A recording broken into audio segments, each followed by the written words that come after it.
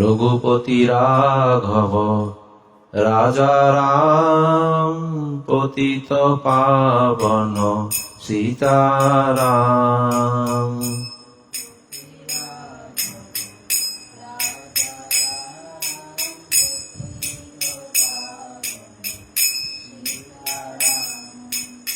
সীতারাম সীতারাম, রঘুপতি রাঘব রাজা রাম।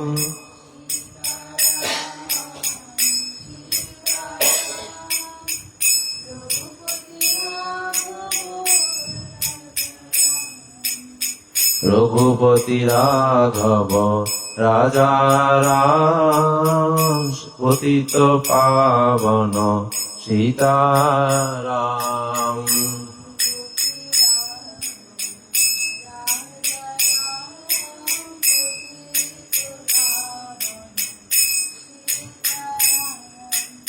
সীতারাম সীতারাম, রঘুপতি রাঘব রাজা রাম।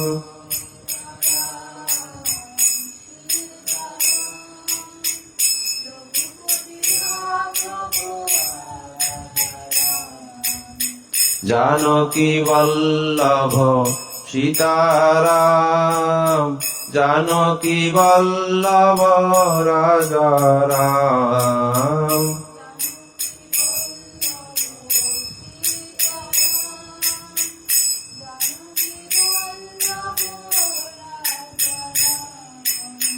লক্ষ্মণ পিয়ারি রাজা রাম, লক্ষ্মণ পিয়ারি রাজা রাম।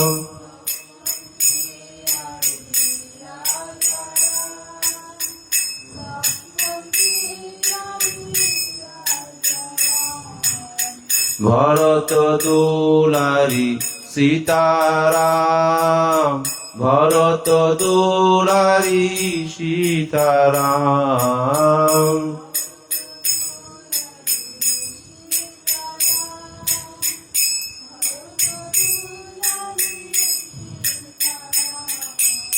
রঘুপতি রাঘব রাজা রাম, পতিত পাবন সীতারাম।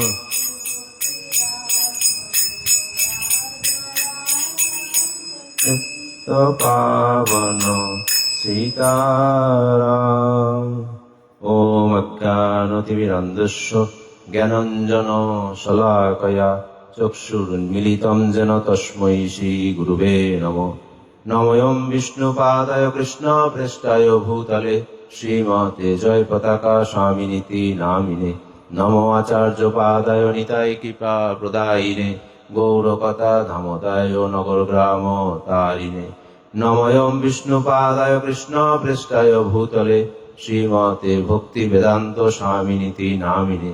নমস্তে সরস্বতী দেবে গৌরবাণী প্রচারিণে, নির্বিশেষ শূন্যবাদী পাশ্চাত্য দেশ তারিণে।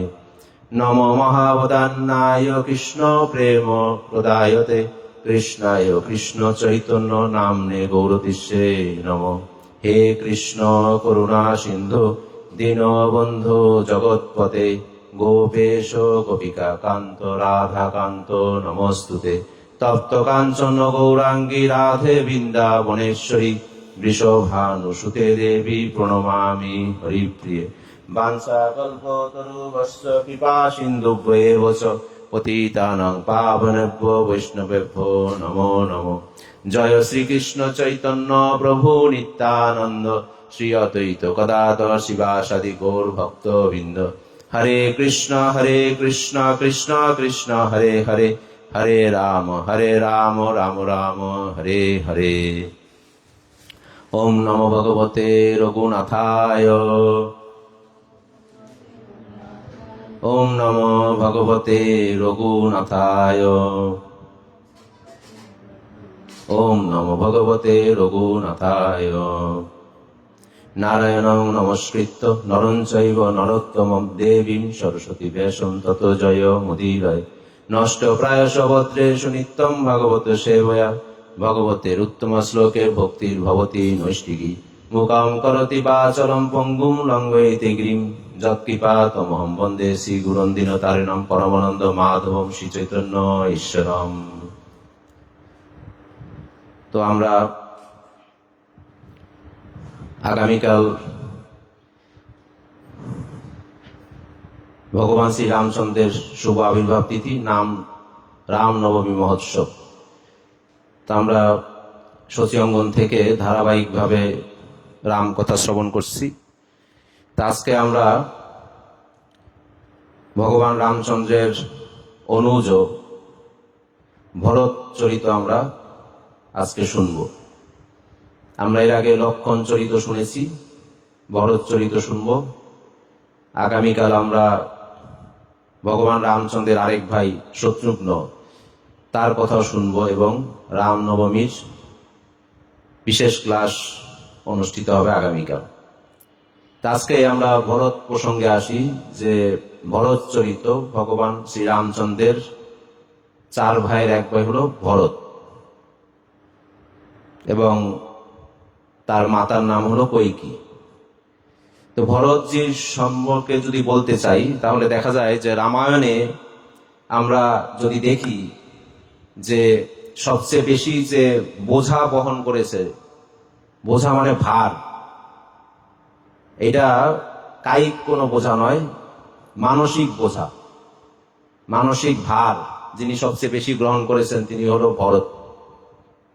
এই বোঝাটা কি? এই বোঝাটা বলা হচ্ছে যে ভুল বোঝাবুঝির বোঝা। যদি রামায়ণে যে সমস্ত চরিত্রগুলো রয়েছে, প্রাসঙ্গিক যে সমস্ত চরিত্র রয়েছে, তার মধ্যে যদি ভুল বোঝাবুঝির কেউ শিকার হয়ে থাকে সেটা হলো ভরত।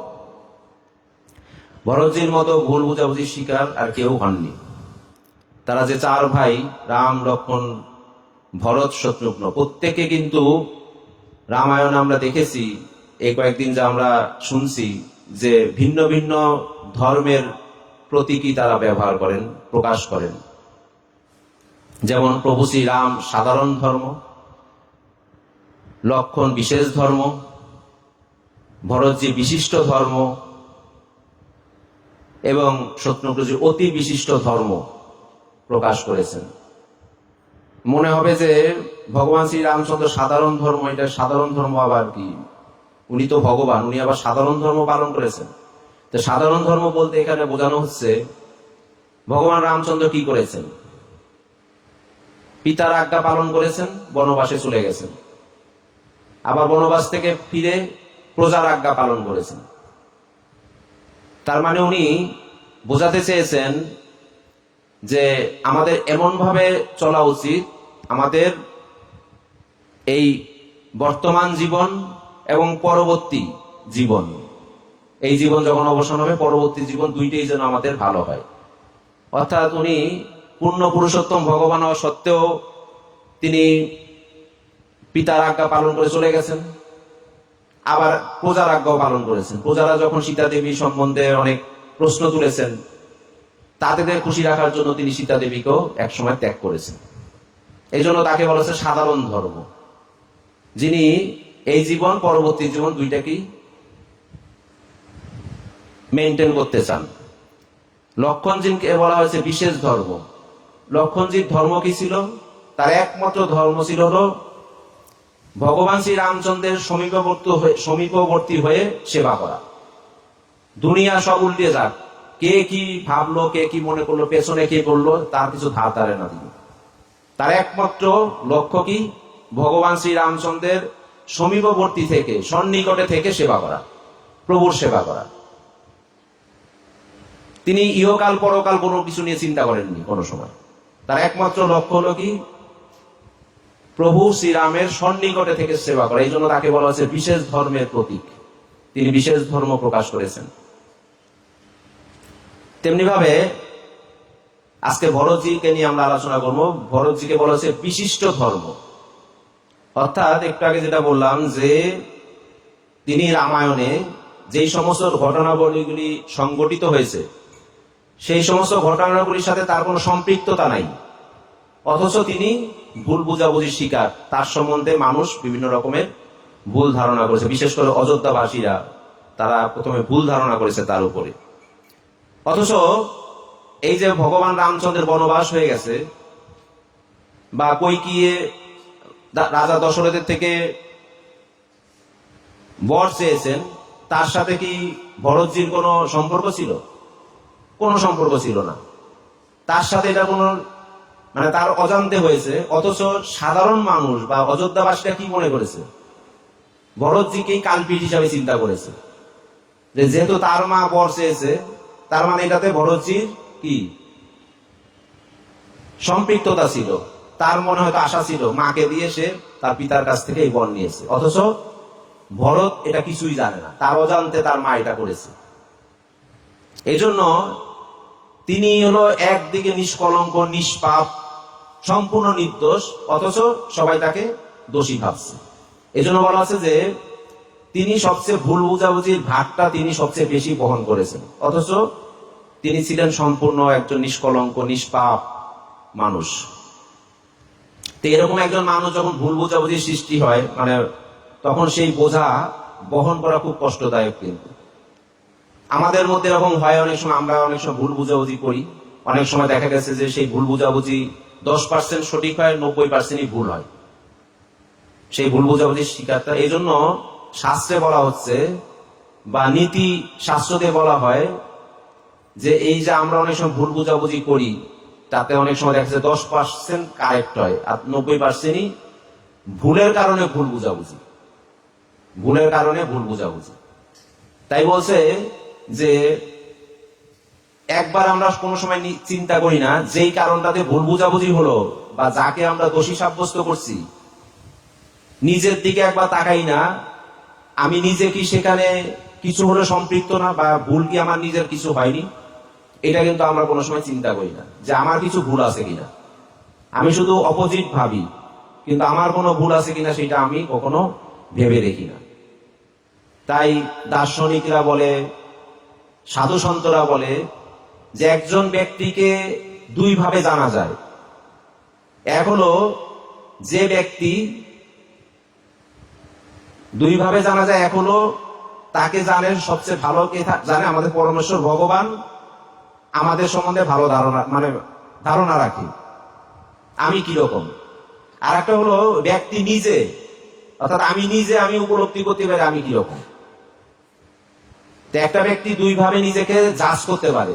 এক হলো ভগবান তাকে জাজ করে, বিচার করে সে কিরকম। একটা যদি সে নিজেকে বিচার করতে পারে। কিন্তু প্রকৃত অর্থে আমরা কোনো সময় এটা প্র্যাকটিস করি না। আমরা ভগবান কি চিন্তা করলো না করলো সেটা আমরা কেয়ারই করি না কোনো কিছু। আর নিজে তো আমরা নিজেকে অ্যাসেসমেন্ট করি না, নিজেকে জাজ আমরা করি না। এই যে ভরতের ক্ষেত্রে ঠিক এরকম হয়েছে। ভরতজি কিন্তু নিজে জানে সে সম্পূর্ণ নির্দোষ, কিন্তু একদিকে তার আশঙ্কা, ভগবান রামচন্দ্র জানে ভরত নির্দোষ, তিনি তার ভ্রাতা, বড় ভ্রাতা অথবা প্রভু শ্রীরামের প্রতি কোনো সন্দেহ করেনি। কিন্তু তিনি যখন অযোধ্যাবাসীদের চেহারার দিকে তাকিয়েছেন, অযোধ্যাবাসীরা যে তাকে একজন দোষী ব্যক্তি হিসাবে সাব্যস্ত করেছে এটা তিনি বুঝে গেছেন। কিন্তু তিনি এটা অযোধ্যাবাসীকে বুঝতে দেননি। বুঝতে না দিয়ে কেউ যদি কাউকে ভুল বোঝে এবং সে যদি জানে ভুল করে ভুল বুঝছে এবং সে প্রকাশও করছে না, তার পুরা যন্ত্রণা বা পুরা যে এই কষ্টটা সে একা একাই বহন করে। এই জন্য বলছে যে ভরত হলো সবচেয়ে বেশি ভার বহন করেছে এই রামায়ণের মধ্যে। তো আমরা দেখি যে ভরতজির চরিত্র যখন আমরা আলোচনা করব, সেটাকে বলা হচ্ছে যে যারা যে চার ভাই ছিল, চার ভাইয়ের মধ্যে লক্ষ্মণজির কথা তো আমরা শুনেছি। ভরতজির আর একটা খেতাব হলো তিনি হলো সর্বহৃদয় সম্রাট, তাকে বলা হয়। তিনি হলো সবাইকে তার হৃদয় দিয়ে তিনি ভালোবেসেছেন এবং সবার হৃদয়ে তিনি জায়গা করে নিয়েছেন, কারণ তিনি সকলের হৃদয়কে জয় করেছিলেন। এই জন্য তাকে বলা হচ্ছে সর্বহৃদয় সম্রাট। তিনি তার যে ভ্রাতারা ছিল, সেই ভ্রাতাদের মধ্যে তার যে জীবন চরিত্র সেটা দিয়ে তিনি আদর্শ সৃষ্টি করেছেন। এটা ইতিহাসে বিরল। সারা জীবন তিনি নিষ্কলঙ্ক ভাবে ভক্তি এবং ত্যাগের মহিমা তিনি দেখিয়েছেন, জীবন অতিবাহিত করেছেন সেইভাবে। তার জীবনের প্রতিটি পদক্ষেপ ছিল ভগবানের প্রতি পূর্ণ আস্থা এবং সমর্থনের উদাহরণ। সেই হিসাবে আমরা একটা ছোট্ট ঘটনা দিয়ে আমরা ভরত সম্বন্ধে শুধু বলতে পারি, আমরা অনেক ডিটেলস বলবো। যে একবার ছোটবেলায়, যখন তারা 4 ভাই ছোট ছিল, সেই ছোটবেলায় 4 ভাই মিলে বল খেলতে গিয়েছেন। এখন যেরকম বাচ্চারা ফুটবল খেলে সেরকম ফুটবল খেলতে গিয়েছেন, বল খেলতে গিয়েছেন। তো 4 ভাই যেহেতু আছেন, বল খেলতে গেলে তাহলে 2টা দল লাগবে, 2টা দল হতে হবে। তখন ভগবান রামচন্দ্র বলেছেন যে আমার দলে কে থাকবে। তা আমরা জানি যে বনবাসের যে কাহিনী, সেটা দিয়ে বুঝতে পারি ভগবান রামচন্দ্রের পক্ষে কে যাবে। সাথে সাথে লক্ষণ এসে রামচন্দ্রের পাশে দাঁড়িয়ে গেছেন, বলার সাথে সাথে আমার পাশে, মানে আমার দলে কে থাকবে। লক্ষণ এসে পড়েছে। যেহেতু লক্ষণ ভগবান রামচন্দ্রের পক্ষে আসছে, তাহলে 2 জন হয়ে গেছে, আর একটা দলে 2 জন থাকবে। তো ভগবান রামচন্দ্র তখন ভরতকে ইশারা দিচ্ছেন, তুমি আমার বিপক্ষে দাও, বিপক্ষ দলে যাও তুমি। তো ভরত আর কোনো কথা বলেনি, যে প্রভুর আজ্ঞা, বড় ভাইয়ের আজ্ঞা, ঠিক আছে আমি বিপক্ষ দল। তো কেউ একজন ভরতজিকে তখন প্রশ্ন করেছে যে ভরতজি, এটা কি আপনার প্রতি একটু অবিচার হলো না? লক্ষণ পক্ষে গেল আর আপনি বিপক্ষে গেলেন। তখন ভরত এমন একটা বলা হচ্ছে যে এমন একটা দৃষ্টান্ত বা তিনি এমন একটা কথা বলেছেন, তাতে করি ভরতকে পুরাপুরি ভাবে আমরা জানতে পারি যে ভরতকে যে বলা হয়েছে সর্ব হৃদয় সম্রাট, তিনি সবার হৃদয়কে জয় করতে পারেন। তখন ভরতজি বলছেন, আচ্ছা দেখেন, যে যিনি ভগবানের পাশে থাকে তিনি ভগবানের দিকে কোনো সময় তাকান না, আর ভগবানের অপোজিটে যে থাকে সে কিন্তু সবসময় ভগবানের দিকে তাকান, ভগবানকে দেখতে পারেন। তাহলে প্রভু যে কৃপা করে আমাকে বিপক্ষে দিয়েছেন, আমি তো ভগবানকে সবসময় দেখবো, প্রভুকে আমি সবসময় দর্শন করবো, আমি প্রভুর বিপক্ষে আছি। কিন্তু যে পক্ষে থাকে সে কিন্তু তার দিকে তাকানোর সুযোগ পায় না। এরকম একটা দৃষ্টান্ত আমরা মহাভারতের মধ্যে দেখতে পাই। সেই দৃষ্টান্ত কি? সেটা হলো পিতামহ ভীষ্ম। আমরা জানি পিতামহ ভীষ্ম ভগবান শ্রীকৃষ্ণের বিপরীতে যুদ্ধ করেছিলেন। ভগবান কৃষ্ণের বিপরীতে মানে অর্জুনের বিপরীতে, কারণ ভগবান তো অর্জুনের পক্ষে ছিলেন, তাহলে তার বিপরীতে তিনি যুদ্ধ করেছেন। যদিও এটা উল্লেখিত আছে যে যেহেতু তিনি দুর্যোধনের অন্ন ভোগ করেছিলেন, এই জন্য দুর্যোধনের পক্ষে থাকতে গিয়ে বিপরীতে দাঁড়িয়েছেন। কিন্তু ভীষ্মদেবের একটা সূক্ষ্ম বাসনা ছিল, তিনি ভগবানের সাথে হলো বীর রসের ভক্ত। তিনি এই যে ভগবানের সাথে রস আস্বাদন করার যে বিভিন্ন রকম প্রক্রিয়া রয়েছে, তিনি হলো বীর রসের ভক্ত। তো বীর রসের ভক্ত ভীষ্মদেব ইচ্ছা করে ভগবানের বিরুদ্ধে দাঁড়িয়েছেন, যাতে ভগবানকে এই যুদ্ধক্ষেত্রে সম্পূর্ণভাবে তিনি দর্শন করতে পারেন, যে ভগবানের মুভমেন্ট, কৃষ্ণ কখন কি করছেন, কৃষ্ণের যে অপরূপ দৃশ্য। বিষ্ণুদেবের প্রার্থনায় রয়েছে এরকম যে কুরুক্ষেত্রের যুদ্ধে যখন কৃষ্ণের ঘাম ঝরছিল, ঘামের মধ্যে ধুলাগুলো লেগেছে কৃষ্ণের অঙ্গে, তখন ধুলাগুলি চিকচিক করছিল, বলছিল, মনে হচ্ছিল যে মুক্তা দিয়ে সাজানো ভগবানকে। ভীষ্মদেব এরকম ভাবে দর্শন করেছিলেন। ঠিক একই জিনিস ভরতজি এখানে বললেন যে আমি বিপক্ষে দাঁড়িয়েছি, এটা আমার জন্য ভগবানের করুণা, আমি ভগবানকে দর্শন করছি। যাই হোক, এবার খেলা শুরু হয়ে গেছে, 2 ভাই 2 দল। এখন ভগবান রামচন্দ্র বলে লাথি মেরেছেন, প্রথম ফুটবলে লাথি মেরেছেন, লাথি দিয়ে কার কাছে দিয়েছেন? ভরতের কাছে দিয়েছেন। যখন লাথি দিয়ে ভরতের কাছে দিয়েছেন, তো ভগবান যত জোরে বলটা মেরেছেন, ভরত তার দ্বিগুণ জোরে বলটাকে ফিরিয়ে দিয়েছেন, দ্বিগুণ জোরে। তো ওই ব্যক্তি বলছেন যে আপনি এটা কি করলেন? আপনার প্রভু বলটাকে লাথি দিল, আর আপনি তার সাথে দ্বিগুণ সজোরে লাথি দিয়ে বলটা আবার ফেরত পাঠিয়েছেন, কেন এরকম করলেন কেন? তো বলছে, করেছি এই কারণে, বলটা কত অভাগা দেখেন, প্রভুর চরণ স্পর্শ করে সে আমার কাছে আসছে, আবার এই জন্য তাকে দ্বিগুণ শাস্তি পেতে হবে তাকে। ভরত শিখিয়েছেন যারা নাকি ভগবানের চরণ ছাড়া হয় এই জগতে, তাদের দ্বিগুণ শাস্তি ভোগ করতে হয়। এই জন্য বলকে আমি বলছি, তুই তো অবাক, তুই কেন প্রভুর চরণ ছেড়ে আমার কাছে আসছিস? এই জন্য তাকে দ্বিগুণ শাস্তি পেতে হবে। এই জন্য আমি জোরে মেরেছি, আরো দ্বিগুণ। উনি যত জোরে মেরেছে তার সাথে ডাবল জোরে আমি মেরেছি। আর যখন ডাবল জোরে ভগবান ভরত মেরেছে, ভগবান রামচন্দ্র সেটাকে আটকে দিয়েছেন, স্টিল করে দিয়েছেন, স্থবির করে দিয়েছেন। এবার ভগবানকে প্রশ্ন করছেন, প্রভু ভরত আপনাকে বলটা মারলো আর আপনি কেন আবার এটাকে স্পর্শ করলেন না? বলেছে যে বলটার এত দুর্ভাগ্য, সে আমার ভক্তের চরণে গেছিল, কিন্তু সে আবার এখানে ভক্তের চরণে থাকতে চাইনি। তো ভক্তের চরণে যে একবার স্পর্শ করে তাকে আমি কোনো সময় প্রত্যাঘাত করি না, প্রতিঘাত করি না, না তুমি ভক্তের চরণেই থাকো। কারণ সে যেহেতু আমার ভক্তের চরণে স্পর্শ করেছে, সেখানে আমি তো তাকে আর প্রত্যাঘাত করতে পারি না। যদি বলটাকে আবার ভগবান মারতো, তার মানে তাকে প্রত্যাঘাত করা, ভগবান বলছে আমি প্রত্যাঘাত করতে পারি না। এই যে ছোট ছোট রামায়ণের ঘটনার মধ্যে এত এত বড় বড় নীতি শিক্ষা আমাদের জন্য ভগবান প্রস্তুত করেছেন, ভগবান দিয়েছেন, যে ভক্ত চরণ থাকলে কি হয় আর ভগবানের চরণ ছাড়া করলে তার কি হয়। ভগবানের চরণ যে ছাড়বে তাকে দ্বিগুণ শাস্তি এই জগতে ভোগ করতে হবে তাকে। তো এইভাবে করে ভরতের কথা আমরা এখন আসি ডিটেলস কথায়, যে এই যে ভরতজি ভুল বুঝাবুঝির সৃষ্টি হয়েছিল, তখন কি উত্তর দিলেন ভরতজি, তখন কি করলেন? সেখানে বলা হচ্ছে, আমরা শুনেছি যে রামচন্দ্র যখন বনবাসে চলে গেলেন সীতা এবং লক্ষ্মণকে নিয়ে, তার 6 দিনের মাথায় মহারাজ দশরথ দেহ ত্যাগ করেছেন, এই জগৎ থেকে চলে গেছেন। আর ওই সময়টা এই ঘটনাগুলি যখন প্রবাহিত হচ্ছিল, রামচন্দ্রের বনবাস, তারপর বনে প্রস্থান এবং রাজা দশরথের দেহ রাখা, এই জগৎ থেকে চলে যাওয়া, সেই সময় কিন্তু ভরত এবং শত্রুঘ্ন এই দুইজন ছিল তাদের মামার বাড়িতে। তারা তখন অযোধ্যায় ছিলেন না, ওই সময় তারা অযোধ্যায় অনুপস্থিত, তারা ছিলেন না। এখন গুরু বশিষ্ঠ যে রয়েছে, গুরু বশিষ্ঠ চিন্তা করছেন এখন ক্রিয়াকর্ম কে করবে। রাজা দশরথ দেহ রাখলেন, কোন ছেলে এখন সামনে নেই, 2 ছেলে চলে গেছে বনে, আর 2 ছেলে আছে কোথায়?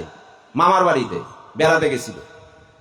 তাই তিনি চিন্তা করলেন যে ইমিডিয়েট ভরতকে এবং শত্রুঘ্নকে মামা বাড়ি নৈনিহাল, এই নৈনিহাল থেকে তাদেরকে আনতে হবে।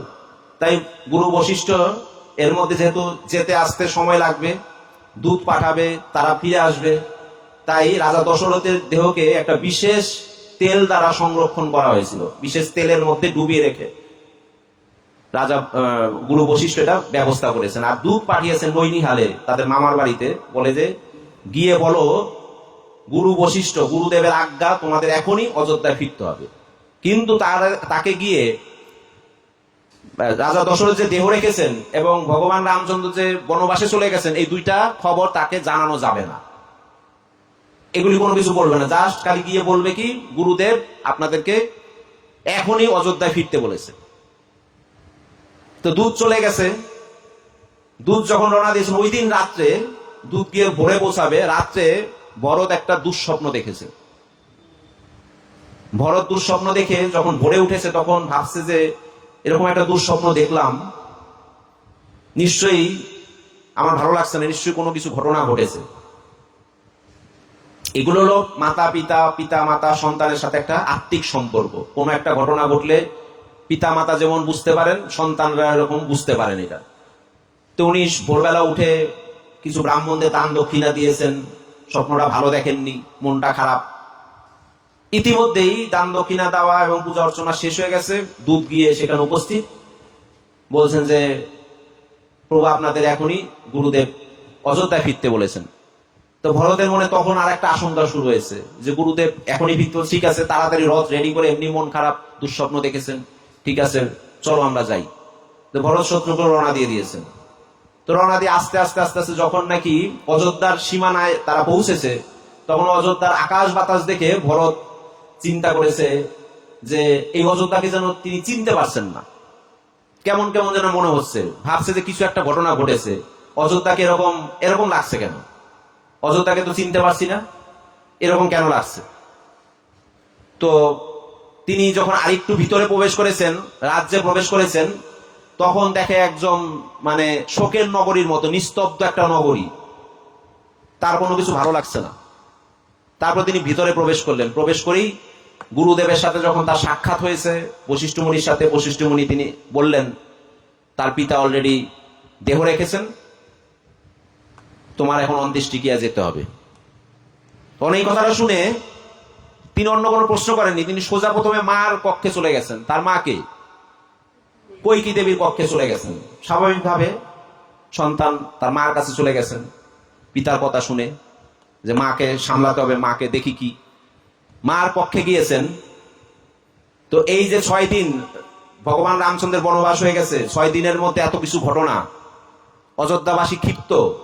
তো কৈকেয়ী তো এখন অনুতপ্ত, তার কৃতকর্মের জন্য সে অনুতপ্ত কৈকেয়ী। এই জন্য এক হলো এত বড় বড় 2টা ঘটনা, পুত্ররা, নিজের পুত্ররা কাছে ছিল না, ভগবান রামচন্দ্র তখন বনে চলে গেছেন, স্বামীও চলে গেলেন। এখন স্বাভাবিকভাবে সে তার স্বাভাবিক থাকতে পারে না। তো কৈকেয়ী তখন অন্ধকার ঘরের মধ্যে চুপচাপ বসে আছে। ভরত গিয়েছেন, মা করে যখন ডেকেছেন, তখন কৈকেয়ী ভরতের সামনে কাঁপতে কাঁপতে এসেছেন, ভয়ে কাঁপতে কাঁপতে এসেছেন। কাঁপতে কাঁপতে এসে প্রথমে নিজেকে মানে নির্দোষ প্রমাণিত করার জন্য, তার জন্য যেই ঘটনাগুলো ঘটেছে এটা যেন ভরত তাকে খারাপ না ভাবে, এই জন্য তিনি নিজেকে প্রথমেই কাঁপতে কাঁপতে এসে ভরতকে বলছে যে, ভরত হে পুত্র, আমি যা কিছু করেছি তোমার সুখের জন্য করেছি। তো ভরত কিন্তু তখনও ঘটনাটা জানে, শুধু পিতার মৃত্যুর খবর শুনেছেন। তিনি জানেন না যে তার ভাই নাই, তারা চলে গেছেন, এত ঘটনা ঘটে গেছে, আর এটার কারণেই পিতা মারা গেছেন সেটাও জানেন না। যখন এই কথা বলছে, কেন মা তুমি এই কথা কেন বলছো, কি কি আমার সুখের জন্য তুমি করেছো? বলছে তোমার সুখের জন্য আমি সবকিছু করেছি। কি করেছো আমার সুখের জন্য? বলছে যে আমি তখন মাতা মানে কৈকেয়ী মাতা বলে দিয়েছেন এই ঘটনা হয়েছিল, আমি তোমাকে রাজা করতে চেয়েছি, এই জন্য আমি তোমার বড় ভাই তাকে কি করেছি, বনবাসে দিয়েছি। তখন যখন নাকি কাছাকাছি ছিল দুইজনে, যখন নাকি ভরতকে এই কথাটা বলেছেন, তো ভরত এমনি তো শোকগ্রস্ত, পিতার কথা শুনেছেন, এবং যখন নাকি রামচন্দ্রের কথা শুনেছেন, রামচন্দ্রকে বনবাসে দিয়েছেন, তখন ভরতের মাথার মনে বিশাল একটা বজ্রাঘাত করেছে, এরকম একটা, এত শখ খেয়েছে, মাঠ থেকে ছিটকে দূরে চলে গেছে। বলে বলছে যে, এই তুমি কি আমার মা নাকি? তুমি কি সত্যি আমার মা? আমি কি তোমার গর্ভে জন্ম নিয়েছিলাম এই দিনটা দেখার জন্য? তুমি আমার সুখের জন্য করেছো, আমার প্রভুকে আমার থেকে বিচ্ছিন্ন করে দিয়েছো তুমি? সত্যি তুমি আমার মা? আর যদি আজকে এই দিনটা দেখার হতো, তাহলে তো আমি তোমার গর্ভে জন্মই নিতাম না। এই দিন আমি দেখতে চাইনি কখনো, কারণ পুরা অযোধ্যাবাসী জানে যে রামচন্দ্র তোমার ছেলে। আমি যদিও তোমার গর্ভে জন্ম নিয়েছি, কিন্তু অযোধ্যাবাসী জানে রামচন্দ্র তোমার ছেলে। তুমি কি করে পারছো এটা করতে? তুমি কি করে পারলে এটা? কেন রামচন্দ্র তার ছেলে? বলছে যে আমরা ভগবান রামচন্দ্রকে, আমার প্রভু রামচন্দ্রকে শুধু কৌশল্যা মাতা জন্ম দিয়েছিলেন, তাকে তুমি লালন পালন করেছো, তাকে তুমি খাইয়েছো, তাকে তুমি স্নান করিয়েছো, তাকে তুমি বিশ্রামে দিয়েছো, ঘুম পাড়িয়েছো, কি করনি? আমরা যখন খেলতাম, আমরা 2-4 ভাই যখন খেলতাম, আমি মাঝে মাঝে ব্যথা পেতাম, আমাকে তুমি বলতে, মন্থরাকে ডেকে বলতে যে এই ভরতকে সামলাও, আমি রামকে খাওয়াচ্ছি, তুমি আমাকেও ধরতে না তুমি। আর সেই মা তুমি কিভাবে পারো তুমি রামচন্দ্রকে তুমি বনবাসে দিয়ে দিলে? তুমি তো আমার মা না। আর এই কথা যখন বলছিল, মন্থরার কথা যখন এসে গেছে, তখন শত্রুঘ্ন তো তার সাথেই ছিল, শত্রুঘ্ন তো বুঝে ফেলেছে ঘটনাটা কে ঘটিয়েছে। সাথে সাথে শত্রুঘ্ন গিয়ে মন্থরাকে গলা টিপে ধরেছে, মন্থরাকে মেরে ফেলবে, হত্যা করবে। তখন ভরত শত্রুঘ্নকে থামায় যে, শত্রুঘ্ন এটা তুমি করবে না। কারণ ভরতের মানে তার হলো আদর্শ, ভরতের আদর্শ হলো কি, তৎসুখে সুখিত্তম, মানে ভগবান রামচন্দ্র যেটাতে সুখ হবে, যেটাতে খুশি হবেন, ভরত সেটা করবেন সবসময়, তৎসুখে সুখিত্তম তাকে বলা হয়। তো বলছে যে, শত্রুঘ্ন তুমি যদি মন্থরাকে মারো, মন্থরাকে যদি হত্যা করো, তাহলে আমাদের প্রভু শ্রীরাম আরো বেশি কষ্ট হবে। এমনি তো সে পিতার মৃত্যুতে কষ্ট পেয়েছে, আমাদের থেকে সে বিচ্ছিন্ন হয়ে গেছে, এমনি তার কষ্ট আছে। তুমি যদি যার কারণে তার এই অবস্থা হয়েছে তাকে যদি তুমি বধ করো, তাহলে আমি তো পারতাম আমার মাকে হত্যা করতে তোমার আগে আমি, কারণ দোষ উনি বেশি করেছেন, তাই তাদেরকে স্পর্শ তুমি করো না তুমি। তাহলে আমরা ভরতের চরিত্র থেকে বুঝতে পারি যে ভাইকে থামাচ্ছে যে না, তুমি মন্থরাকে কিছু করবে না, ওকে থাকতে দাও। কারণ ভগবান রামচন্দ্র আমাদের উপর আমাদের মানে কার্যক্রমে কোনোভাবে তিনি অখুশি হন, সেটা আমরা করতে পারি না। তো এরকম একটা পরিস্থিতি, তখন গুরুদেব আবার আসেন। গুরুদেব বলছেন যে ঠিক আছে, এক কাজ করো, এখন তো অন্ত্যেষ্টিক্রিয়া করতে হবে, পিতার অন্ত্যেষ্টিক্রিয়া তোমাদের করতে হবে, আমি সব আয়োজন করছি, তুমি শান্ত হও, স্বাভাবিক হও, তোমার যেটা কর্ম, শাস্ত্রীয় কর্ম, সেটা তোমাকে সম্পাদন করতে হবে।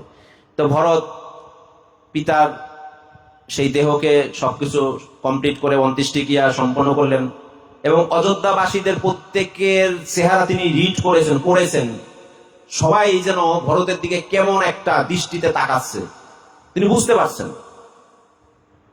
সবাই তাকে একটা অভিশপ্ত মানুষ হিসাবে, অযোধ্যা নগরীর অভিশপ্ত মানুষ হিসাবে তাকে এরকম বিবেচনা করছে। ভরত এটা বুঝতে পারছেন, কিন্তু ভরত কিন্তু নির্দোষ। ভরত জানেন না, সবাই তাকে ভুল বুঝছে। তবে ধীরে ধীরে সব কাজ কমপ্লিট হয়ে গেল। তারপর যেটাকে বলে আনঅফিসিয়ালি তাদের সাথে যখন গুরুদেবের একটা মিটিং হলো, সভা হলো, পরবর্তী করণীয় কি, তখন গুরুদেব ভরতকে বললেন যে ভরত, এখন তো তোমাকে রাজ্যভার গ্রহণ করতে হবে, তুমি অযোধ্যা রাজ্যের অধিপতি হবে, তোমাকে রাজ্যভার এখন গ্রহণ করতে হবে। তো ভরত প্রথমে বললো এটা আমার পক্ষে কোনোভাবেই সম্ভব নয়। বলে না, এটা তো এখন আর কিচ্ছু করার নেই, যেহেতু রামচন্দ্র এবং লক্ষ্মণ চলে গেছেন, তাহলে রাজার নির্দেশ অনুসারে পরবর্তী তোমাকেই এখন অযোধ্যার শাসনভার গ্রহণ করতে হবে। তখন ভরত গুরুদেবকে বলছেন যে যখন নাকি এই অযোধ্যার ভার নেওয়ার কথা ওঠে, অযোধ্যার অধিপতি হওয়ার কথা ওঠে, গুরুদেব আপনি তো সামনে ছিলেন, আমার পিতার সামনে ছিলেন, পিতাশ্রী কি কোনো সময় আমার কথা বলেছিল যে ভরতকে রাজা করা হোক? আপনি বলুন, আপনি তো সাক্ষী, আমার কথা বলেছিল? তখন বলছেন, গুরুদেব বলছেন না, তোমার কথা আসেনি, যেহেতু তোমার মা বর প্রাপ্ত হয়েছে, আর ভগবান রামচন্দ্র যাওয়ার সময় সেরকমই বলে গেছেন, এটা তোমার বড় ভাইয়েরও আজ্ঞা, তোমাকে তো এটা পূরণ করতে হবে। তখন ভরত বলছেন যে না, এটা আমার পক্ষে সম্ভব নয়, আমার পক্ষে সম্ভব নয়। তখন এদিকে কিন্তু এটা কিন্তু গুরুদেব তাকে একরকম পরীক্ষা নিচ্ছেন, ভরতকে কিন্তু একটা পরীক্ষা নিচ্ছেন গুরুদেব, যে ঘটনা তো যার ঘটেই গেছে, তারপরে ভরতের হৃদয়কে গুরুদেব বিচার করছেন যে ভরতের মনে বিন্দু মাত্র কোন রকম আকাঙ্ক্ষা আছে কিনা রাজ্য ভোগ করার, রাজা হওয়ার। তো প্রথম পরীক্ষায় যখন এরকম উত্তর দিলেন যে আমি কোনোভাবেই রাজা হতে পারবো না, আমি দায়িত্ব নিতে পারবো না, তো প্রথম পরীক্ষায় ভরত পাশ করলেন, বশিষ্ঠ মুনির পরীক্ষায় গুরুদেব তাকে বিচার করছেন। তো গুরুদেব চিন্তা করছেন যে কোন কোন মানুষ আছে এরকম, যে কোনো একটা লক্ষ্য থাকে, তার প্রাপ্তির লক্ষ্য থাকে, কিন্তু সেই লক্ষ্যটা তার জীবনে কোনোদিন পূরণীয় না, সেটা জানে সে, যে আমি এরকম একটা হতে চাই বা আমি এটা একটা লাভ করতে চাই, কিন্তু আমার পক্ষে এটা সম্ভব না, লোকটি জানে। কিন্তু পরিস্থিতি যদি এরকম হয় যে একটা অসম্ভব জিনিস, যেটা আমি কোনোদিনই আশাই করতে পারি না, কিন্তু হঠাৎ করে কোন একটা কারণে সেই আশা উকি দিয়েছে, তখন কিন্তু মানুষ লোভী হয়, মানুষের মধ্যে লোভ কাজ করে যে আমি তো আসলে এটা পাওয়ারই কথা না, এটা কিন্তু পাওয়ার একটা সুযোগ সৃষ্টি হয়েছে, তাহলে আমি এটা পেতে পারি। তো গুরুদেব বশিষ্ঠ এইটাই ওনাকে যাচাই করতে গিয়েছিলেন, যে ভরত তো কোনোদিন আশাই করেনি, এখনো বলছে যে আমার কথা কি আলোচনা হয়েছিল না। গুরুদেব এখনো সন্দেহ করছে যে আলোচনা হলে কি তাহলে কি ভরত নিত, দায়িত্বটা নিত। বলছে না যে আমার কথা কি আলোচনা হয়েছে, বলছে না তোমার কথা আলোচনা হয়নি, তোমার মা বর চেয়েছে। তাহলে গুরুদেব আরেকটু যাচাই করতে গেছে, ঠিক আছে ওই দিনের মতো সভা শেষ, গুরুদেব বলছে যে ঠিক আছে আমাকে আরেকটু পরীক্ষা করতে হবে, ভরতের মনে বিন্দু মাত্র কোনো আশা আছে কিনা এই রাজ্য ভোগ করার। তো ওইখানে রাজা দশরথের সময়, অর্থাৎ অযোধ্যা একটা নিয়ম ছিল। নিয়মটা কি, রাজা যখন ঘুম থেকে উঠবে, তাকে ঘুমে জাগানো হবে, তখন বিশেষ বাদ্যযন্ত্রের বাজানো হয়, একটা টিম থাকে, সঙ্গীত টিম। আগেরকার দিনে রাজারা এরকম করতো মনোরঞ্জনের জন্য, অনেক সময় তাদের সবাই এরকম কীর্তন আদি হতো। সেরকম ভাবে অযোধ্যায় রাজা দশরথেরও এরকম সিস্টেম ছিল, যে মহারাজকে জাগানোর জন্য, ভোরে জাগানোর জন্য সেই সঙ্গীত শিল্পীরা এসে মহারাজের শয়ন কক্ষের সামনে এসে বাদ্য বাজাতেন। বাদ্য বাজানো সেই বাদ্য শুনে দশরথ রাজা জাগতেন। ঠিক একই টিমকে বশিষ্ঠ মুনি রেডি করেছেন। ভরত তো ঘুমিয়ে গেছেন সমস্ত আলোচনার পরে, যে পরের দিন দেখি এই বাজনা বাজলে ভরত তো জানে যে এখন আমি রাজা বা আমি এখন রাজা হব। তো ভরত এই বাজনা শুনে সে জেগে উঠে কিরকম তার পরিস্থিতি তাকে একটু আমরা টেস্ট করবো এটা। তাই গুরু বশিষ্ঠকে, যে ভরত ঘুমিয়ে আছে, গুরু বশিষ্ঠ যখন ওঠার সময় সে আগেই সব রেডি করে রেখেছে, তারা গিয়ে সে তার বাদন টাদন নিয়ে সবকিছু নিয়ে বাজানো শুরু করেছে ভরতের শয়নকক্ষের সামনে। ঘুম ঠিকই ভেঙেছে ভরতের, কিন্তু তার মুখের মধ্যে একদম বিরক্তি, খুশি হওয়ার চাইতে বিরক্তি। সে বাইরে এসে সবাইকে এমন বকাঝকা করেছে যে আমি কি রাজা, আমি কি সম্রাট, আমার শয়নকক্ষের সামনে এই বাদ্য কেন বাজানো হচ্ছে এখানে? এটা শুধু একমাত্র রাজার অধিকার। এই রাজ্যে যে রাজা হবে তিনি এই বাদ্যযন্ত্র তাকে বাজিয়ে তাকে ঘুম থেকে তোলা হয়। তোমরা কেন আমার সামনে এটা করছো? এটা পেছনেই গুরুদেব দাঁড়ানো ছিল। গুরুদেব 100% সন্দেহ তখন একদম দূর হয়ে গেল যে না, ভরতের মনে এরকম কোনো আকাঙ্ক্ষা নাই। আমি আর ভরতকে আর বেশি টেস্ট করতে চাই না। ভরত নিষ্কলঙ্ক, নিষ্কপট। তখন ভরত 2 হাত জোর করে গুরুদেবকে বলেছেন, আচ্ছা গুরুদেব, আপনি তো সমস্ত ঘটনার সাক্ষী, আপনি ছিলেন। দাদা চলে গেল এখান থেকে, এখন আপনি আমাকে চাপ দিচ্ছেন বা আমাকে বলছেন দায়িত্বভার গ্রহণ করার জন্য। আচ্ছা, অযোধ্যাবাসীদের মধ্যে কারো মনের মধ্যে একটা প্রশ্ন আসলো না যে আমাদের প্রভু শ্রীরামকে বনে গিয়ে তাকে ফিরিয়ে আনা যায় কিনা? আমরা একবার চেষ্টা করে দেখি। কেউ কি এরকম প্রস্তাব দিয়েছে? উনি চলে গেছেন, ঠিক আছে, তা আমরা গিয়ে তাকে ফিরিয়ে আনি, সবাইকে ধরে গিয়ে সবাইকে হাত পা ধরে আমরা ফিরিয়ে আনি। কেউ যেমন রাগ করলো, অনেক সময় অনেকে এরকম করে নিয়ে আসে। আচ্ছা বুঝলাম, অযোধ্যাবাসীরা কেউ বলে নেই, আপনি তো গুরুদেব, আপনার মধ্যে থেকে এরকম একটা প্রস্তাব আসেনি। এবার ভরত গুরুদেবকে একটু বলছেন যে আপনার মধ্যে তো প্রস্তাবটা আসা উচিত ছিল, আপনি এরকম একটা ভাবলেন না যে রামচন্দ্রকে ফিরিয়ে নিয়ে আসি আমরা সবাই চেষ্টা করে? তখন মন্ত্রী পরিষদ যারা ছিল এবং গুরুদেব সবাই চিন্তা করলেন যে কথাটা তো ঠিক, আসলে তো আমরা এরকম ভাবি নাই। রামচন্দ্র চলে গেছেন, ঠিক আছে, আমরা তার পিছে পিছে যাবো, গিয়ে বলবো না আপনাকে ছাড়া আমরা থাকবো না, আপনাকে আসতে হবে, ফিরে আসতে হবে। বিশেষ করে রাজা দশরথ যখন দেহ রেখেছেন তখন তো যেতে পারতেন, আপনারা যাননি কেউ। তাহলে এখন কি এই চেষ্টাটা করা যায় না? ভরত যখন বললেন এখন আমরা চেষ্টা করতে পারি, আমি এখন দাদাকে ফিরিয়ে আনতে যাব, আপনারা কে কে আমার সাথে যাবেন? তখন সবাই রাজি হয়ে গেল, বলে যে না, এতদিন আমরা এটা ভাবি নাই, এখন যখন ভরত একটা উদ্যোগ নিয়েছেন, আমরাও চাই রামচন্দ্র এখানে আসুক, রামচন্দ্র অযোধ্যার ভার গ্রহণ করুক। তাই পরের দিন কি করলেন, ওই দিনই ভরতের সাথে ভরত সবাইকে লিড দিল, আর সমস্ত অযোধ্যাবাসীরা, মানে শত শত হাজার হাজার সহস্র অযোধ্যাবাসীরা ভরতের পেছনে পেছনে যাওয়া শুরু করলো। তো এইখানে আচার্যরা ব্যাখ্যা করেছেন যে 3 ভাবে অযোধ্যাবাসীরা বনের মধ্যে প্রবেশ করেছেন রামচন্দ্রকে ফেরানোর জন্য। কেউ ছিল হাতির উপরে, অর্থাৎ হাতি হস্তি আরোহী যাকে বলে, হাতির উপরে ছিল। কেউ ছিল অশ্বারোহী, অর্থাৎ ঘোড়ার উপরে ছিল। আর কেউ প্রদভোজে। তো ভরত ছিলেন প্রদভোজে, ভরত হেঁটে হেঁটে গেছেন।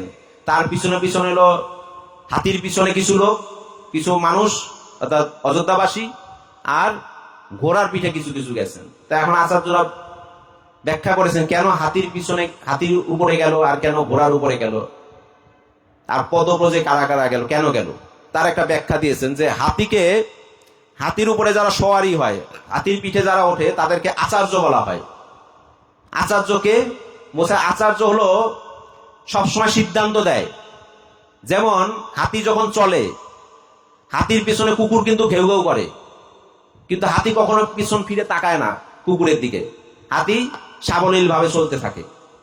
আবার সামনে কিছু পশু, যদিও হাতিকে বনের রাজা বলা হয় না, বাঘকে বলা হয় বা সিংহকে বনের রাজা বলা হয়, কিন্তু শক্তির দিক দিয়ে হাতি কিন্তু অনেক সময় অনেক সিংহ ভাগকে পরাজিত করে ফেলে। তো বনের অনেক ছোট ছোট পশু আছে, হাতিকে দেখে কুর্নিশ করে, হাতি তাদের দিকেও তাকায় না।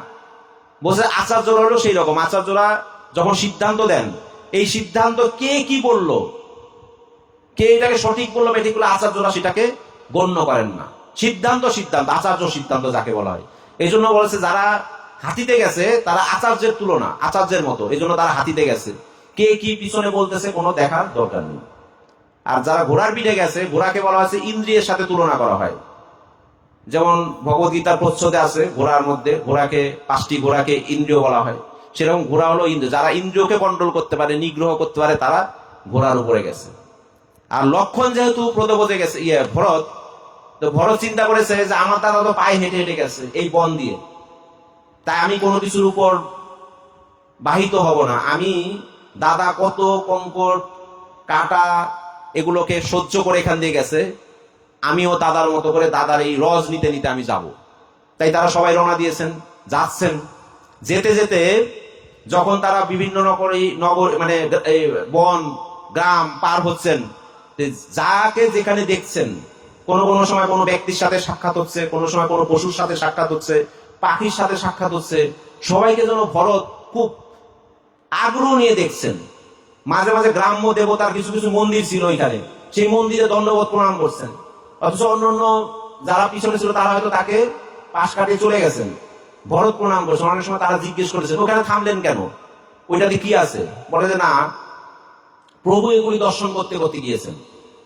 আবার আমি একটা বললেন যে আমি একটা হরিণ দেখলাম, এখন একটা বিশেষ হরিণ, হরিণটার দিকে তাকালেই বোঝা গেছে সে ভগবানের দর্শন পেয়েছে, সাধারণ হরিণ না, তার চোখে মুখে বোঝা। এই জন্য সে হরিণের দিকে তাকিয়েছে, হরিণকে দণ্ডবোধ দিচ্ছে। কোনো কোনো সময় কোনো বড় বড় বৃক্ষকে জড়িয়ে ধরছে, বলে যে এই বৃক্ষটা নিচে হয়তো ভগবান একবার বসেছিলেন। বৃক্ষের পাতা দেখে, তার আভা দেখে বোঝা যাচ্ছে যে না, এই বৃক্ষটা মানে খুব ফুললো, পাতাগুলো ঝরঝরে, ফুলগুলো পরিস্ফুটিত, হাসি খুশি লাগছে এরকম। এইভাবে করে ভরত চলছিলেন। প্রত্যেকটা জায়গায় তিনি প্রণাম করছেন, দেখছেন, কথা বলছেন। বলতে বলতে একটা কাঠুরের সাথে তার দেখা। কাঠুরের কাছে দেখে কাঠুরেকে ভরত দণ্ডবোধ প্রণাম দিচ্ছেন। তো ভরতের তো রাজ পোশাক ছিল। তো কাঠুরে চিন্তা করছেন যে আমি একজন সামান্য কাঠুরে, আপনি একজন রাজপুত্র, আপনি আমাকে প্রণাম করছেন কেন? বলে যে আপনি ভগবান রামচন্দ্রকে দেখেছেন, আপনার চেহারা বোঝা যাচ্ছে। তা কাঠুরে বলছেন আমি তো কোনো ভগবান দেখিনি। আপনি কিভাবে বুঝলেন আমি ভগবান দেখেছি? বলে না, আপনাকে দেখে বোঝা যাচ্ছে আপনি ভগবান প্রভু রামচন্দ্রের দর্শন পেয়েছেন। বলছেন আমি সেরকম দর্শন পাইনি, তবে আমি কিছু দেখেছি। তো সেটা ভগবান কিনা তো আমি জানি না। বলে কি দেখেছেন আপনি? বলেন যে আমি একবার বনের ওই দিকের থেকে আমি কাঠ কাটছিলাম, তখন কাঠ কাটতে দেখলাম অদূরে, কিছু দূর দূরে 4-5টা হরিণ ঘাস খাচ্ছে। ঘাস খাচ্ছে তারা, 4-5টা হরিণ ঘাস খাচ্ছে। হঠাৎ করে আশেপাশের থেকে বাঘের গর্জন শোনা গেছে। তখন আমার মনে হলো যে এই হরিণদের মধ্যে থেকে কোনটা জানি বাঘের পেটে যাবে। আমি হরিণদের দিকে তাকিয়ে আছি। হঠাৎ দেখলাম হরিণগুলো যেখানে ছিল তার ঠিক অপোজিটে একটা বৃক্ষের নিচ থেকে সুদর্শন এক পুরুষ তীর ধনুক নিয়ে বেরিয়ে এসেছে। সুদর্শন, এরকম সুদর্শন পুরুষ আমি কোনো সময় দেখিনি। হ্যাঁ, আমি দেখিনি। তো তারা সুদর্শন পুরুষ এসে কি করলেন, বাঘের গর্জন যখন হচ্ছে তখন হরিণকে বাঁচানোর জন্য বান তাক করেছে এরকম হরিণদের দিকে, এবং বান হয়তো মেরেও দিয়েছেন এরকম। কিন্তু হরিণগুলো ভয় তো পায়নি, বা দৌড়ানোর তো কোনো কথাই না। যে যারা এত চঞ্চল প্রাণী, শান্ত প্রাণী, এত ভীতু প্রাণী, তারা ওই যে সুদর্শন পুরুষটা আছে বানের দিকেও তাকাচ্ছে না, তার দিকে উপরে তাকিয়ে আছে। হরিণগুলো যে বানটা মেরেছে তার দিকে তাকিয়ে আছেন, স্থির হয়ে গেছে এরকম। তা আমি চিন্তা করছি হরিণ তো ভয়ে পালানোর কথা, আর তার দিকে তাকিয়ে আছে, পালাচ্ছে না। তখন সেই সুদর্শন পুরুষটা হরিণদের বলছে, এই তোরা কি ভয় পাস না? তোরা যে দৌড়াস না এখনো? তখন হরিণগুলো বলছে, প্রভু, কেউ যখন বিপদে পড়ে তখনই তো ভগবানের কাছে যায়, তা আমরা তো বিপদগ্রস্ত, আমরা অন্যদিকে কোথায় যাব? আপনি তো ভগবান, এই জন্য আপনার দিকে তাকিয়েছে, আমরা অন্য জায়গা কোথায় যাবো এখানে? এরকম বলতে শুনেছি। তিনি ভগবান কিনা আমি জানি না। তখন বলছে যে তার কিছুক্ষণ পরে পেছন থেকে আর একজন লতা পাতা মোড়ানো, মানে একজন সুদর্শনী নারী, তিনিও বেরিয়ে আসছেন, মানে সীতা দেবী বেরিয়ে আসছেন। ওই সুদর্শন পুরুষের পিছনে পিছনে উনি মনে কুটিরে ছিল, কুটির থেকে বেরিয়ে এসেছেন। বেরিয়ে এসে সেই সুদর্শন পুরুষের সামনে দাঁড়িয়েছেন। দাঁড়ানোর সাথে সাথে সেই হরিণগুলো যে এতক্ষণ ওই সুদর্শন পুরুষটার দিকে তাকিয়েছিল, তারা দৌড়ে এসে সেই নারীর চরণের মধ্যে পতিত হয়েছে। হরিণগুলো চরণ বন্দনা করছে, চরণের মধ্যে হয়তো তারা মানে তাদের মস্তক নত করছেন। আমি অবাক হয়ে গেছি। আচার্যরা বলছেন যে হরিণগুলি তখন সীতা মাতাকে প্রথমেই ক্ষমা চেয়ে নিচ্ছেন যে মাতা, আমাদের কারণে আপনাকে ভগবান থেকে বিচ্ছিন্ন হতে হবে ভবিষ্যতে, পূর্বেই আমরা এই জন্য ক্ষমা চেয়ে নিলাম। ব্যাখ্যা করছে হরিণগুলি ভগবানের চরণে না আসে কেন সীতা মাতার চরণে গেলেন? কারণ ওই যে মারিচি যখন হরিণ রূপে এসেছিল তখন তো রাম চলে যায়, লক্ষ্মণ চলে যায়, আর ওই সময় রাবণ এসে তাকে কি করেন? হরণ করেন। তো এইভাবে করে বর্ণনা দিচ্ছেন। বর্ণনা দিতে যখন ভরত একটা সময় ভরতের সাথে সাক্ষাৎ হয়, নিষাদ রাজের সাক্ষাৎ হয়। নিষাদ রাজ, আগে যার নাম ছিল নিষাদ গুহ, এই নিষাদ গুহ ভগবান রামচন্দ্রের সাথে একই গুরুকুলে পড়াশোনা করেছিলেন। তো ভগবান রামচন্দ্র যখন গুরুকুলের পড়া শেষ করে অযোধ্যায় ফেরত আসে, রাজা দশরথ তখন অযোধ্যা নগরীকে সাজিয়েছেন, মানে রাজ্য সাজিয়েছেন, রাজসভা সাজিয়েছেন। আজকে পুত্র মানে পড়াশোনা শেষ করে ফিরছেন। তো সবাই অযোধ্যা নগরীর যে মেইন গেট, অর্থাৎ রাজ্যের যে মেইন গেট, সেখানে দাঁড়িয়ে আছেন। ভগবান রামচন্দ্র রথে করে আসছেন গুরুকুল থেকে। তখন ওই নিষাদ গুহ সেখানে দাঁড়িয়েছিলেন। তার তো বন্ধু ছিল, সে দাঁড়িয়েছিল ওইখানে। দেখছে দশরথ রাজা লক্ষ্য করছেন, রথটা থামিয়ে ভগবান রামচন্দ্র সেই নিষাদ গুহর সাথে আলিঙ্গন করছেন। তো রাজা দশরথের এটা একটা অস্বাভাবিক কিছু মনে হয়েছে। রাজা দশরথ ইশারার মাধ্যমে বা তার চাহনির মাধ্যমে রামচন্দ্রকে বলেছেন যে তুমি হলো রাজপুত্র, আর একজন রাস্তার লোকের সাথে তুমি রথ থেকে নেমে তুমি তার সাথে আলিঙ্গন করছো, এটা কি একটু বেমানান মনে হচ্ছে না? এরকম একটা মিন করেছেন। তাকানোর অর্থ তো রামচন্দ্র বুঝতে পেরেছেন। রাজা দশরথ এটাতে বিরক্ত হয়েছেন। তখন রামচন্দ্র তার পিতাকে কিছু বলেনি। পিতার দিকে তাকিয়ে বলছেন যে পিতাশ্রী, আমি কি অযোধ্যা নগরীর রাজপুত্র না? বলে যে হ্যাঁ, তুমি তো রাজপুত্র। রাজপুত্রের কি কিছু অধিকার আছে, মানে কিছু করতে পারে রাজপুত্র? হ্যাঁ, রাজপুত্রের অধিকার আছে, রাজার পুত্র, তুমি কিছু করলে তো করতেই পারো। তখন বলে যে এই নিষাদ গুহকে কি আমি বনের রাজা ঘোষণা করতে পারি? যেমন আমাদের দেশে প্রধানমন্ত্রীর পুত্র বা প্রধানমন্ত্রী কন্যারা অনেক সময় অনেক কিছু অনুমোদন দিয়ে আসে না বিভিন্ন জায়গায়। প্রধানমন্ত্রীর পুত্র দিয়ে গেছে, প্রধানমন্ত্রী রাজি হয়ে যায়, ঠিক আছে আমার ছেলে বলেছে, অসুবিধা কি? সেরকম রামচন্দ্র বলেছেন আমি কি নিষাদ গুহকে বনের রাজা করতে পারি? দশরথ রাজা, হ্যাঁ তুমি ঘোষণা করলে সে বনের রাজা, আমি ঘোষণা করলাম নিষাদ রাজ, এখন নিষাদ গুহা এবং নিষাদ রাজ হওয়ার পরে পিতার দিকে তাকিয়ে বলছেন যে আমি রাজপুত্র, তিনি রাজা, এখন তো আমরা আলিঙ্গন করতে পারি, এখন তো সমানে সমান হয়েছে। তো রাজা দশরথ একটু লজ্জিত হয়েছে, কিন্তু তার পুত্রের বুদ্ধিমত্তা দেখে তিনি খুব খুশি হয়েছেন, যে যেই কারণে একটু বেমানান মনে হচ্ছিল। এখন তো সেই নিষাদ রাজের সাথে ভরতের সাক্ষাৎ হয় এক সময়, কারণ নিষাদ রাজও জানে যে ভগবান রামচন্দ্র এখন কোথায় আছেন, তাই তার থেকে একটা ডেস্টিনেশন নিয়ে ভরত গিয়েছিল। তো সেখানে গিয়ে আমরা জানি ভগবান রামচন্দ্র তো ফেরে নাই, ভগবান রামচন্দ্র ভরতকে বুঝিয়ে বাজিয়ে আবার ফেরত পাঠায়। পরবর্তীতে ভরত কি করেন, পরবর্তীতে ভরত যখন ব্যর্থ হয়ে অযোধ্যাবাসী সহ ফেরত আসেন, ভগবান রামচন্দ্র তাকে আদেশ দেন তোমাকে এই 14 বছর রাজ্য শাসন করতে হবে, এটা আমার আদেশ, তুমি যদি আমাকে তোমার প্রভু হিসাবে গণ্য করো তাহলে আমি যেটা আদেশ দিছি সেটা করবে তুমি। তখন ভরত কি করেন, রাজ পোশাক, ভরত আজ্ঞা মেনে নেন এবং ভরত ফেরত এসে নন্দীগ্রাম, মানে অযোধ্যাতে, কিন্তু অযোধ্যা ক্যাপিটালে অর্থাৎ অযোধ্যা রাজধানীতে তিনি ফেরেন নাই, পাশে নন্দীগ্রামে তিনি থেকে গেছেন। নন্দীগ্রামে তিনি রাজ পোশাক ত্যাগ করেছেন, সাধারণ একজন সাধক যেরকম পোশাক পরে সেরকম পোশাক, আর ভগবান রামচন্দ্রের সেই চরণ নিয়ে আসে, সেই চরণ বুকে রেখে তিনি ওখানে নন্দীগ্রামে অতিবাহিত করেছেন এই 14 বছর। এবং এই 14 বছর তিনি সারা অযোধ্যাবাসী ঘুম থেকে ওঠার আগে তিনি নিজে ঘুম থেকে উঠতেন এবং প্রতিদিন সবাই ওঠার আগে তিনি স্নান অর্চন আদি যা কিছু আছে সব করে আসতেন। তো ভরত বলতেন যে আমার মতো অভিশপ্ত অভাগা কেউ নাই, আমার মুখ দর্শন যাতে কেউ না করে, কারণ আমি অভিশপ্ত মনে করি আমার কারণে বা আমার জন্য ভগবান এই রাজ্য হারা হয়েছেন, তাই আমি কাউকে দর্শন দিতে চাই না। আমি এইভাবে এই 14 বছর ইনডাইরেক্টলি তিনি শত্রুঘ্নের উপরে দায়িত্ব দেন, তিনি পাশে থাকেন। এইভাবে করে ভরতের মহান চরিত্র আমরা এই রামায়ণে লক্ষ্য করি। তো আজকে আমরা এই ভরত চরিত্র এখানেই আজকে সমাপ্ত করবো। আরো কিছু থাকবে, সেটা আমরা আগামী যখন ক্লাস রামনবমীর বিশেষ ক্লাস হবে আর একটু ইলেবরেট, সেখানে আরো কিছু শত্রুঘ্ন চরিত্র এবং ভগবান রামচন্দ্রের আরো কিছু বিশেষ লীলা আমরা সেই দিন আলোচনা করব। আজকে আমরা এই রাম কথার এখানে বিশ্রাম রাখছি। হরে কৃষ্ণ কৃষ্ণ কৃষ্ণ হরে হরে, হরে রাম রাম রাম হরে হরে। জয় শিল প্রভুপাদ কি।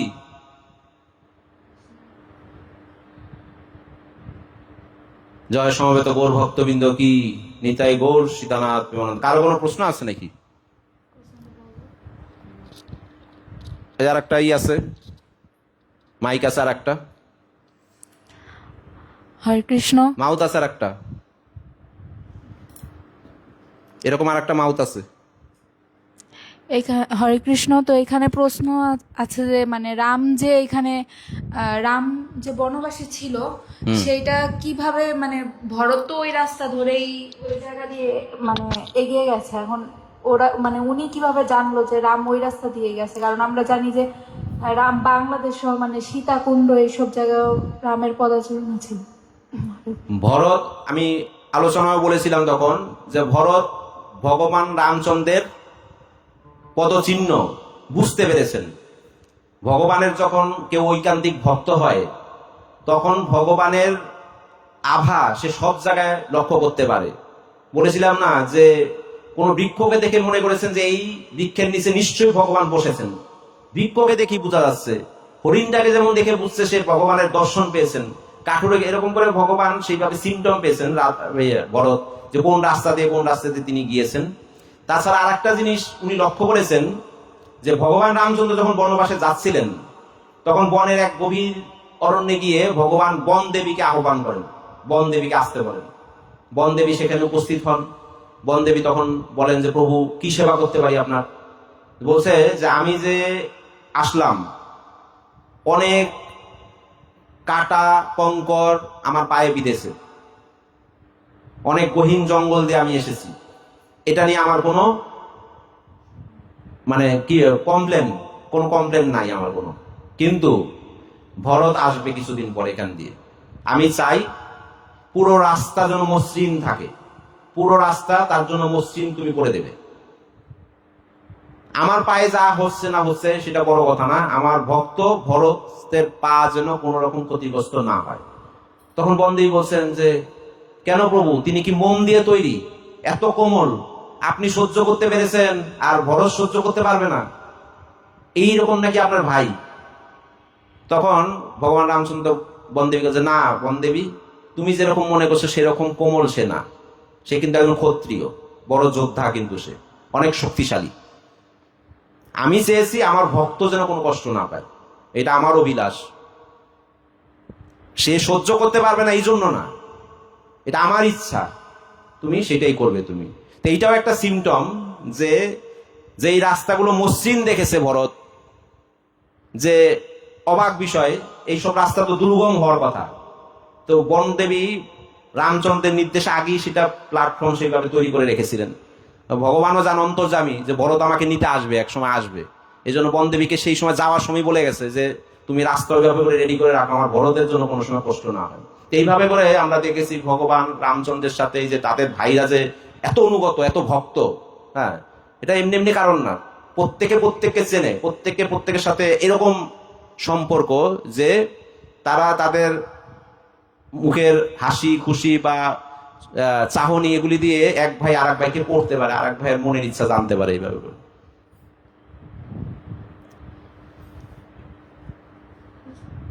আর কোনো প্রশ্ন আছে? তাহলে এখানে আজকে আমরা আজকের এই রাম কথা বিশ্রাম নেব। আমরা আগামীকাল আবার রাম কথা, রামনবমীর দিন আর একটু বেশি সময় নিয়ে আমরা রাম কথা আগামী কাল আমরা শেষ করার চেষ্টা করবো। আর যদি শেষ না হয় তাহলে আর একদিন আমরা এক্সটেনশন করতে পারি শনিবার পর্যন্ত। হরে কৃষ্ণ কৃষ্ণ কৃষ্ণ হরে হরে, হরে রাম রাম রাম হরে। জয় শ্রীরাম, জয় শিল প্রভুপাদ, জয় সচি অঙ্গন কি নিতাই গৌর সীতানাথ আনন্দে হরি।